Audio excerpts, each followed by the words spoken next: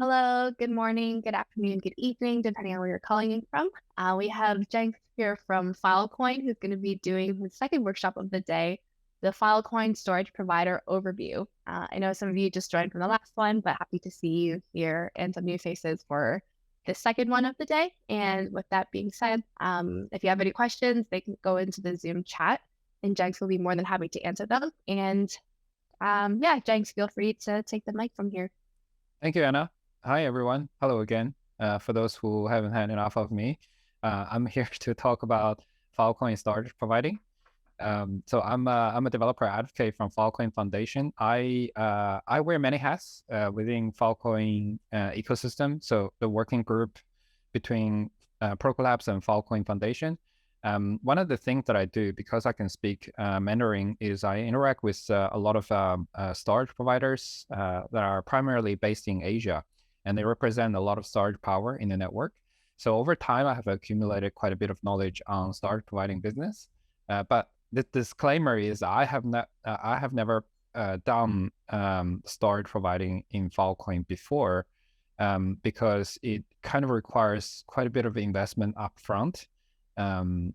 If you're trying to run a profitable business, it requires a large capital upfront, a lot of staking, and also a lot of expertise in running storage in IT business in general. So if you're a small time trying to do it for hobby, you can do it, and it's fun, I think, for people that are interested in general Linux and maintaining server infrastructure.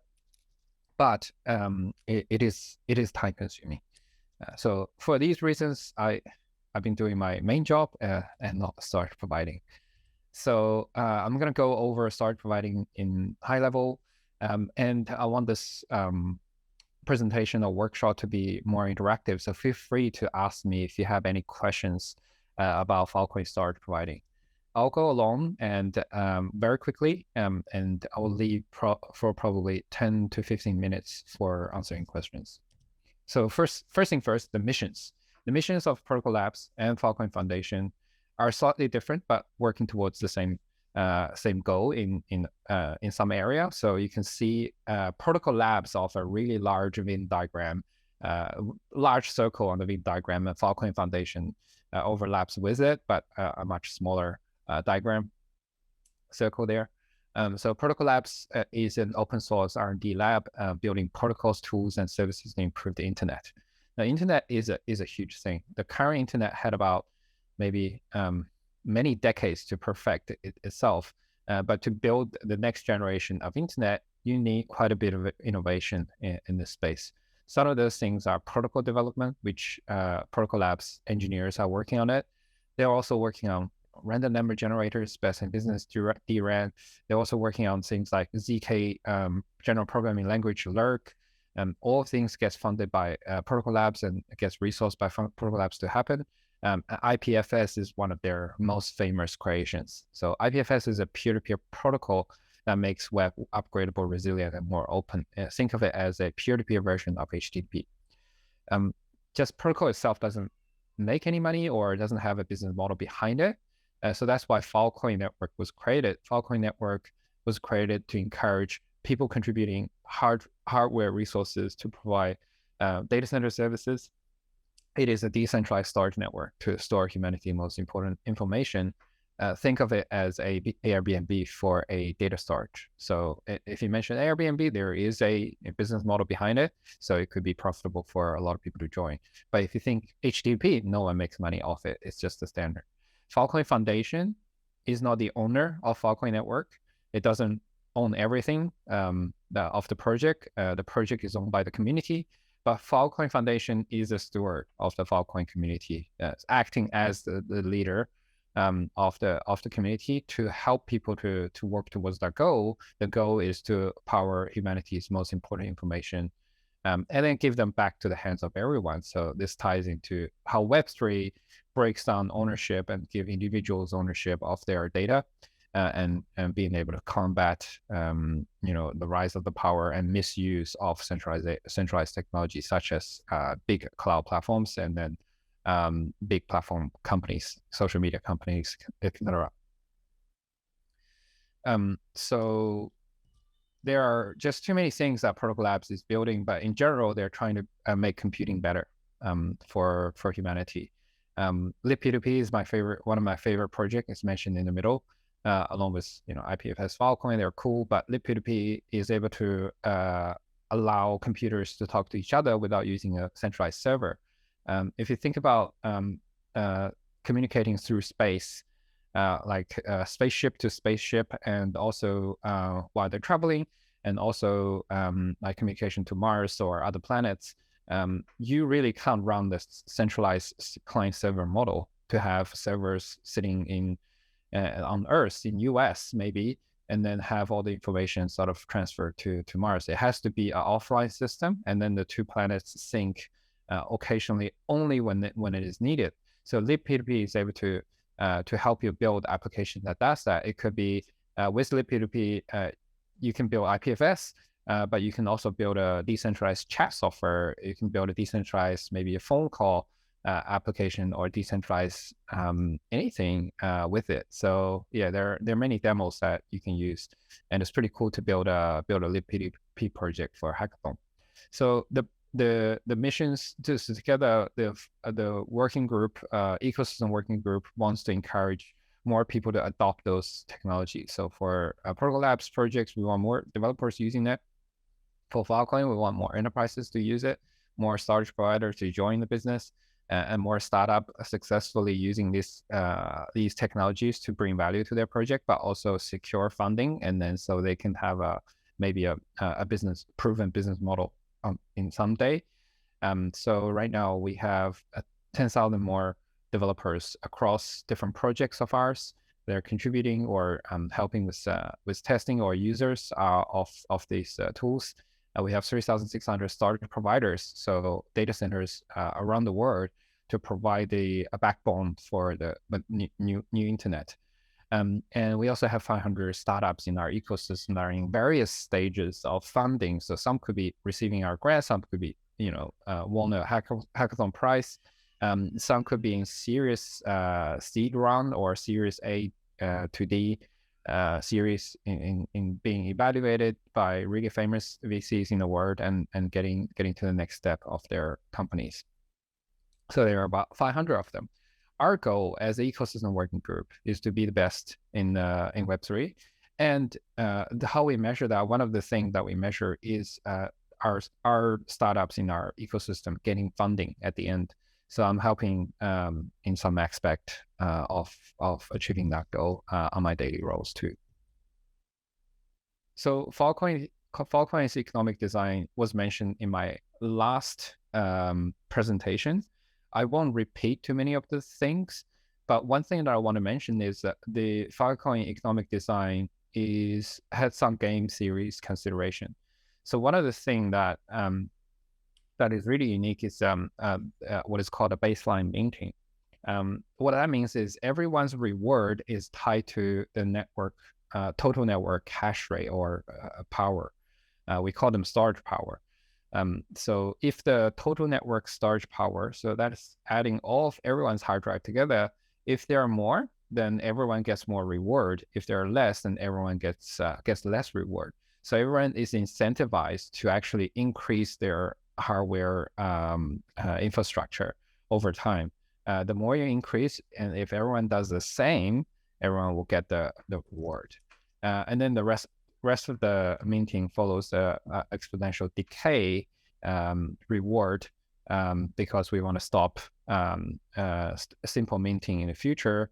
Also, this contributes to scarcity, deflates the economy, and then we want to encourage people to do other things. So, for example, actually buying more hardwares to provide storage and build applications on top of that to offer things like Web3 hard drives, cloud drives to consumers, or provide enterprise IT services to businesses. So so one of the things I want to mention is there's a heavy collateral required for joining a storage providing business, which is one of the reasons why I'm not doing storage provider business, because I don't have the upfront capital for it. there is also slashing for it. So it is actually costly to not manage your node professionally. If your sectors goes bad, so one hard drive goes down, you're literally getting punished for that by the network. Your coins will get burned. The collateral that you put in will be made inaccessible. So for this reason, most of the like a scalable storage provider businesses actually has staff to manage the cluster of computers, not 24/7, but you gotta at least attend to it at some time of the day. So it is a pretty serious business that people are running. Filecoin's token allocation is designed in our Filecoin economy paper, but also in a Filecoin primer. And this was also on a SAFT agreement on CoinList as well. So all of the initial investors knows about this. The whole world knows about how Filecoin allocation is done. You can see that Filecoin Foundation receives about 5% of total Filecoin that will be ever created. Protocol Labs and teams will create about 1.15%. The initial investors will receive 10% of the coin allocation, and then the majority of them actually are allocated to service providing or storage providing. So storage providers are actually the biggest token holders of our economy because most of the rewards are given to them as the encouragement of contributing their hardware resources and their time. This storage is not the only market that Filecoin network intends to create. There is also a very big appetite in retrieving content very quickly, very reliably, and cheaply from anywhere in the world. So it's called a retrieval market or CDM market. It is a $20 billion market, according to some market researchers. And we want to use the mining reserve allocation to encourage build up of retrieval nodes or CDN nodes around the world in a decentralized fashion. And we want to do compute over data. When data is stored on Filecoin, it's very the customers will gravitate towards using Filecoin machines to compute and perform some duties on these data. If you would like to read more about these, a really good website to go to is Filecoin TLDR. They have abstract a lot of the thinking behind very lengthy YouTube videos, research papers, white papers, and blogs into very easy to understand articles and blogs and Twitter threads that you want to read. So if you're interested a little bit more on Filecoin's economy and our plans for the future, take a look at Filecoin TLDR. I really like the team behind it, behind this site.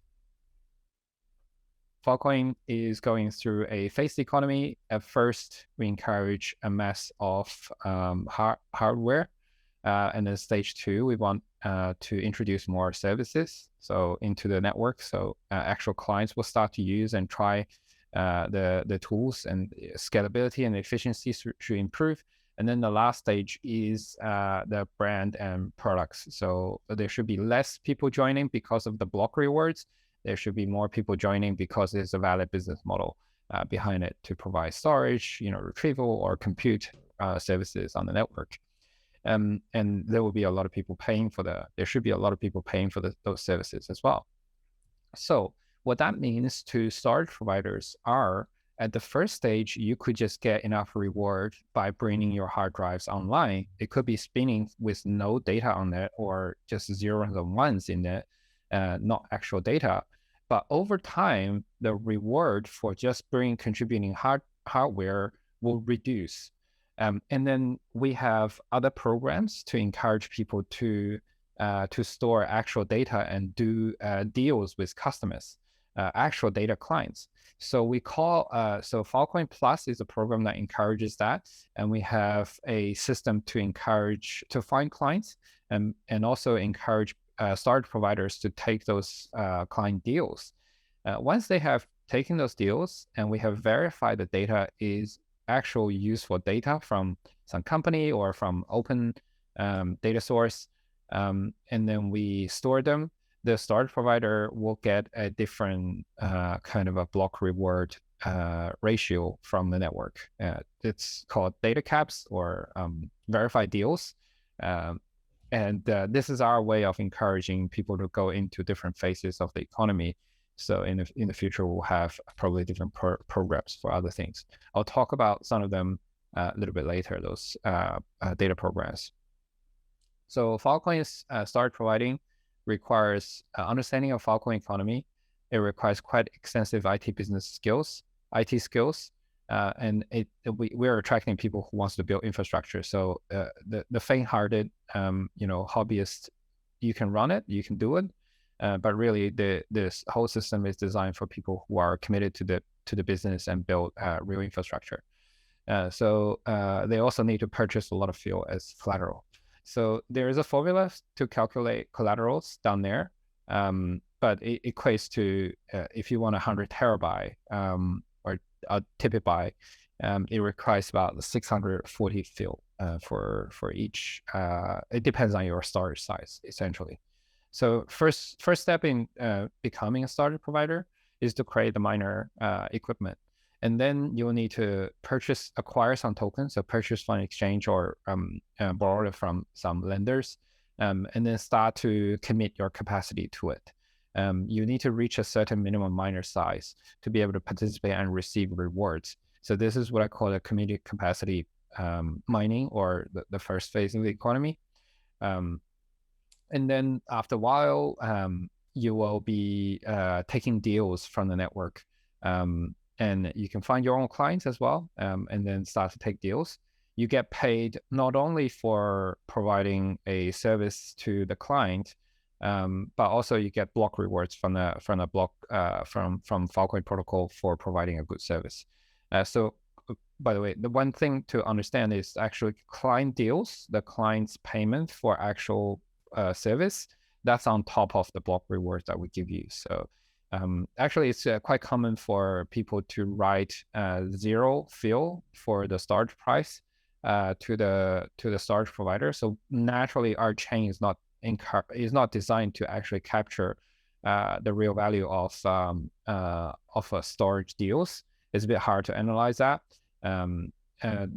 Quite often the storage clients, like a business who wants to store maybe 100 terabyte of drive, they will make direct deals with the Filecoin storage provider and pay them either through fill or through other channels. But then they will all publish their deals on blockchain because the clients requires the security of Filecoin blockchain to ensure that their files, that the storage provider is doing the right thing and keeping the files secure. And they also require so once it's on Filecoin chain and there's heavy collateral on the storage provider, they wouldn't do those things.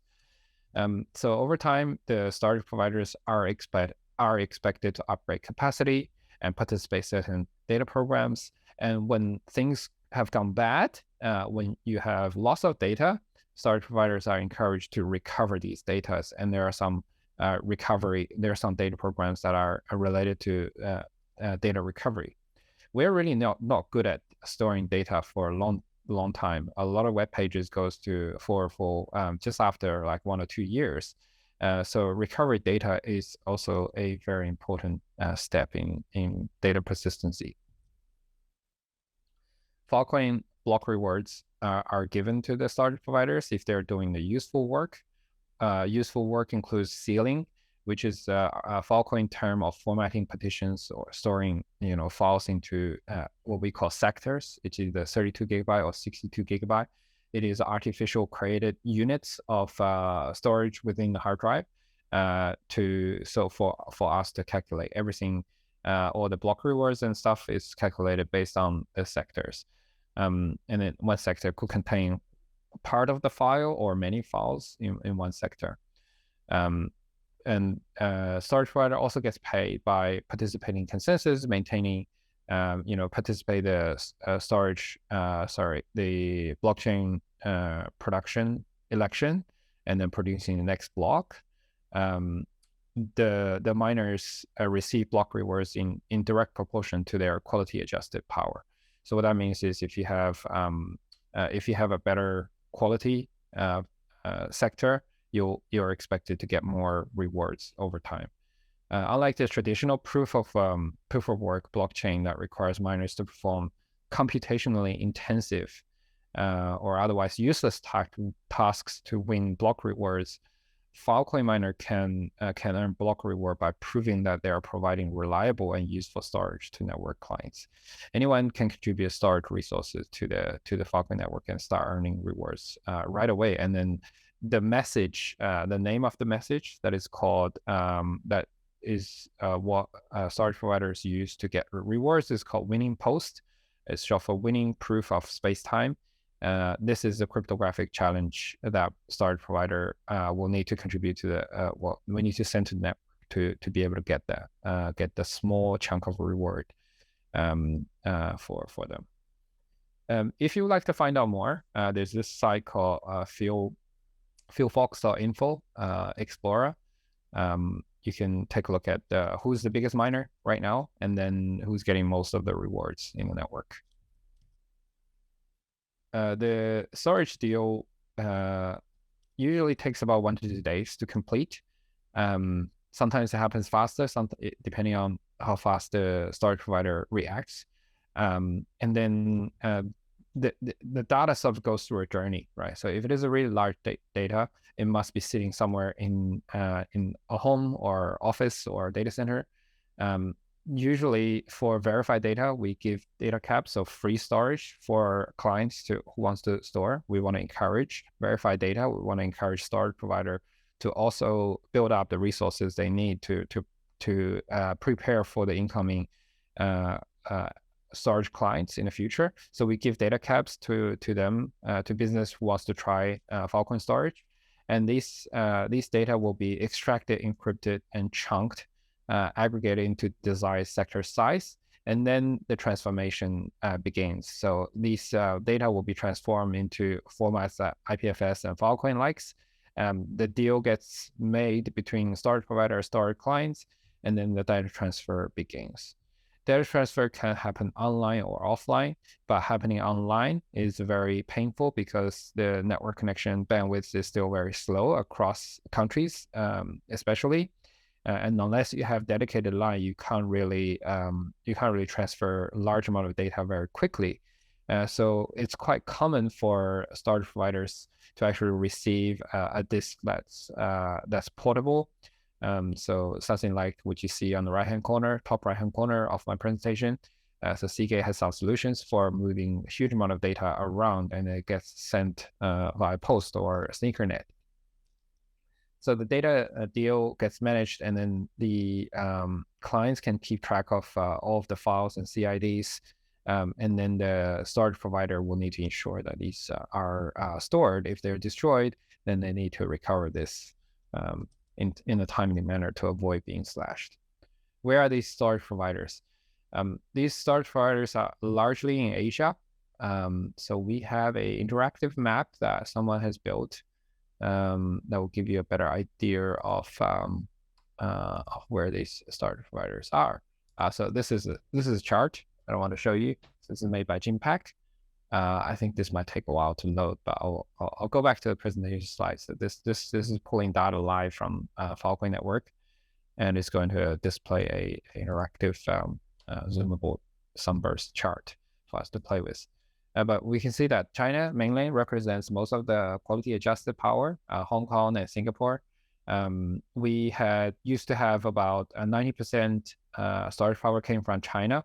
But since the policy change, it has encouraged further decentralization of our network. So a lot of the mainland Chinese storage provider either migrated to Hong Kong, Singapore, or they just exited them, and then new people from other regions have joined. There is a large presence from North America, and then some other countries as well. Australia has a share there. I'm glad to see that. Let me go back to this zoomable chart also. So this is a zoomable chart that we can see. It's a little bit big. And we can see that we can drill a little bit deeper into North America and see, so are they combined in the West? There's quite a bit in the West, 1 exabyte, and then ibibyte, and then in the South, there's a little bit, yeah. Maybe we can go a little bit further. All right, look at that. We can go to Virginia, Kentucky, Texas. So yeah, have a look at this if you're interested in their geological positions. Yeah, take a look at that.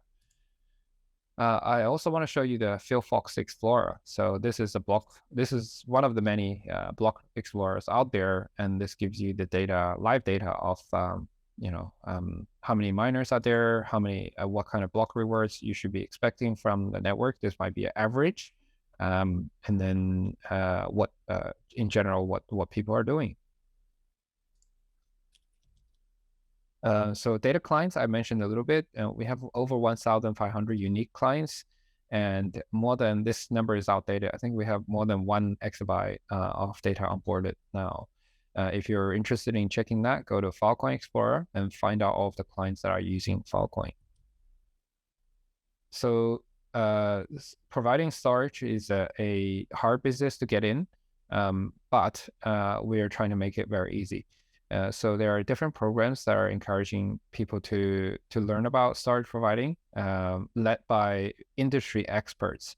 These are people who have worked in IT industry or the business of running data centers for more than a decade.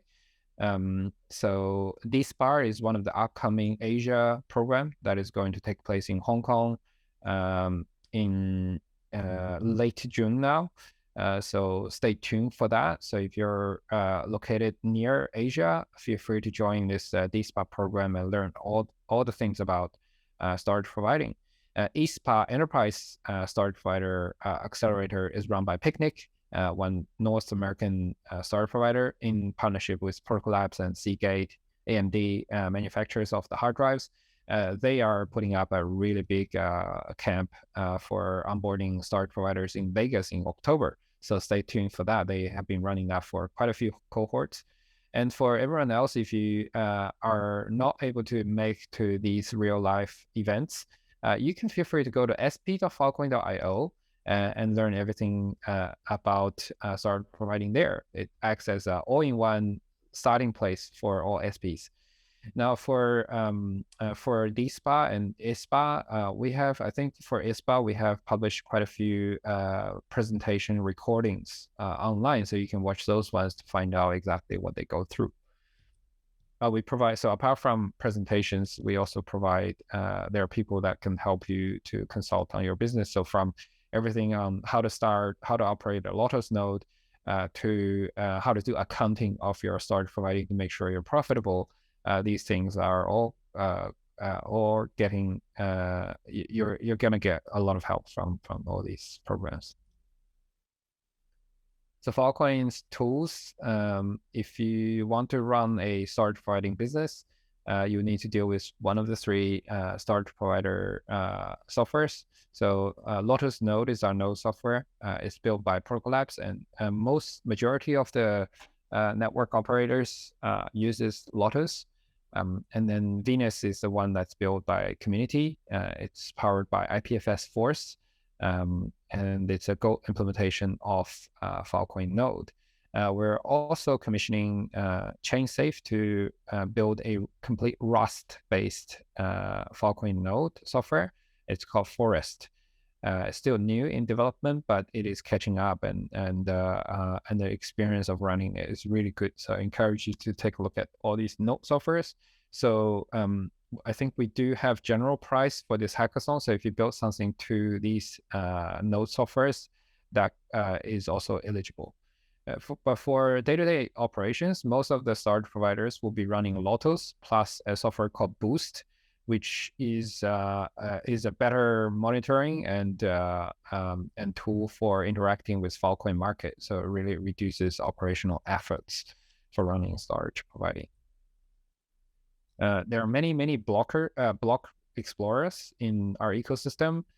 These are just 4 of them. I think there are more. So if you go to Filefox, we can see a lot of information. And Filefox also have explorers for testnets. So if we want to go to testnet and see some of the things and then check some of the transactions, you can go there to check. And they're building more systems, building more services like Filecoin naming services and all that. in there. So that's pretty good.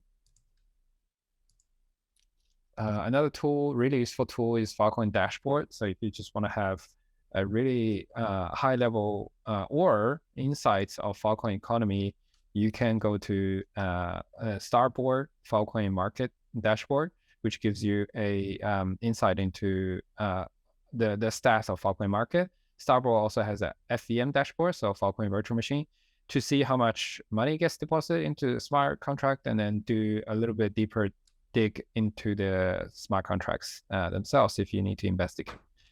Also, Filecoin Plus, so the program that is encouraging a useful data onboarding, they also have a dashboard on who's storing the largest data set and how much data cap they're getting and who stores them.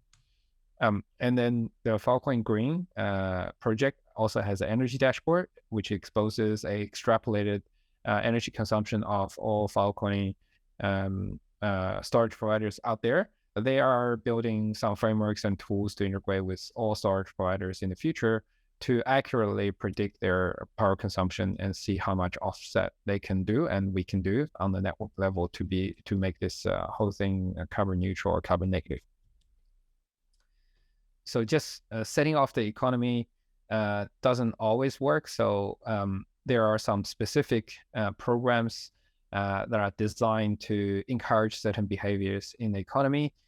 So I mentioned Filecoin Plus earlier. Filecoin Plus is a program to improve the data quality of Filecoin network. So how they run this is they have selected quite a few notaries around the world, and then the data notaries will inspect the company's data. Whoever submits application to them to store on Filecoin, they will inspect and verify if they're useful data. And then the client will receive data caps to store the valuable data they have. Filecoin Green is our sustainability project. In the future, there might be some kind of encouragement or incentive for providers to go green. Space Race was the first competition to bring open data set to Filecoin that gave Filecoin storage sort of data onboarding a first kick or kickoff. And then Slingshot was the one that renews the open data that was stored in Space Race. And Evergreen is a continuous running program to encourage storage provider to persist those data. And Moonlanding sort of is another program to encourage not only the storage side of things, but also data recovery of different data. There's also a big data exchange market, which is a market for people to trade verified data. So if you have a really valuable and large data set, you can go on big data exchange and show your case to the whole world or the storage provider community. Some storage provider community, because they are so efficient and well run, they're happy to purchase these to store these data. So when you think about that, that's kind of a negative priced storage for quality data. So really, there is a lot of appetite in storing verified data there. There is also SP reputation dashboard that is being built. Some of them are already out there. So this provides a general reputation system for storage providers, so you can know who to trust more. So the whole thing is owned by the community, and Filecoin's governance is facilitated by Filecoin Foundation. It is community driven. It is done through what is called Filecoin improvement proposals. And one of the recent proposal that was really popular in the community was FIP36, which has fine-tuned Filecoin's economy. That didn't go through, but that was a perfect showcase of how Filecoin governance goes. There were field pool being provided, and there was a governance process that's being run, and everyone is transparent and about the process behind it. So take a look at that if you want to participate in governance or build tools for governance. And lastly, you can all join our public Slack channel to chat to Filecoin people and Fork Labs people directly, me included. So feel free to chat to me if you have questions. I think we're at our time, and the next workshop is going to start very soon.